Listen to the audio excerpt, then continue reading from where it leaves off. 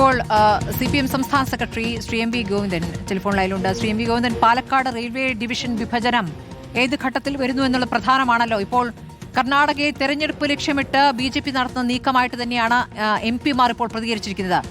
CPM ഇക്കാര്യത്തിൽ എങ്ങനെ പ്രതിഷേധിക്കാനാണ് ആലോചിക്കുന്നത്? അല്ല, BJP ഗവൺമെന്റ് കേരളത്തോട് കാണിക്കുന്ന വിവേചനപരമായ നിലപാടുകളാണ്. അതിന്റെ ഏറ്റവും ശക്തിയായിട്ടുള്ള ഒരു ഭാഗമായിട്ടാണ് ഇപ്പോൾ പാലക്കാട് ഡിവിഷനെ വിഭജിച്ച് മംഗലാപുരം മാറ്റി തീർക്കുന്നതിന് വേണ്ടിയുള്ള ബോധപൂർവമായ അത് മൈസൂരിന്റെ ഭാഗമാക്കാനുള്ള നിലപാടാണ്. അതൊരു തരത്തിലും അംഗീകരിക്കാൻ സാധിക്കുന്നു. അതായത് കേരളത്തിന്റെ റെയിൽവേ വികസനത്തിന് അതിശക്തമത്തായ രീതിയിലുള്ള ഒരു പിന്നോക്കം പോകായിരിക്കും അത്. അപ്പോൾ അതിനെതിരായിട്ടുള്ള അതിശക്തിയായിട്ടുള്ള സമരങ്ങളിൽ, പ്രക്ഷോഭങ്ങളിൽ നമുക്ക് മുന്നോട്ടേക്ക് പോകേണ്ടതുണ്ട് എന്ന് തന്നെയാണ് അത് സംബന്ധിച്ച് ചൂണ്ടിക്കാണിക്കാനുള്ളത്.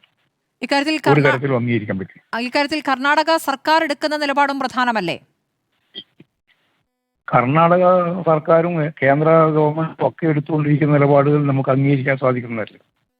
അപ്പോൾ ഇത് വിഭജിക്കാൻ അനുവദിക്കില്ല. അതാണ് ആ നിലപാടാണ് നമ്മൾ എടുക്കേണ്ടത്. അതിനിപ്പോ ഗവൺമെന്റുകൾ അങ്ങോട്ടും ഇങ്ങോട്ടും പറഞ്ഞിട്ട് മാത്രം കാര്യമില്ല.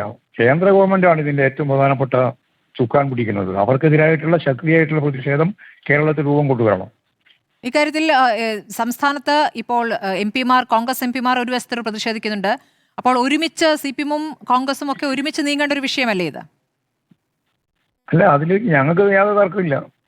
ഇടതുപക്ഷ ജനാധിപത്യ പ്രസ്ഥാനങ്ങൾക്ക് ഈ കേരളത്തിന്റെ ഭാവിയെ ബാധിക്കുന്ന ഏറ്റവും ഗൗരവമുള്ളൊരു പ്രശ്നം എന്ന രീതിയിൽ പാലക്കാട് ഡിവിഷനെ വിഭജിക്കാൻ പാടില്ല എന്ന ഉറച്ച നിലപാട് തന്നെയാണ് ഞങ്ങൾക്കുള്ളത്. അതിനുവേണ്ടി അതിശക്തിയായിട്ടുള്ള പ്രക്ഷോഭങ്ങൾ, സമരങ്ങൾ ഒക്കെ രൂപപ്പെട്ട് വരേണ്ടതുണ്ട്. അത് വരും എന്ന് തന്നെയാണ് ഞാൻ പ്രതീക്ഷിക്കുന്നത്. വളരെ നന്ദി ശ്രീ എം വി ഗോവിന്ദൻ പ്രതികരിച്ചതിന്.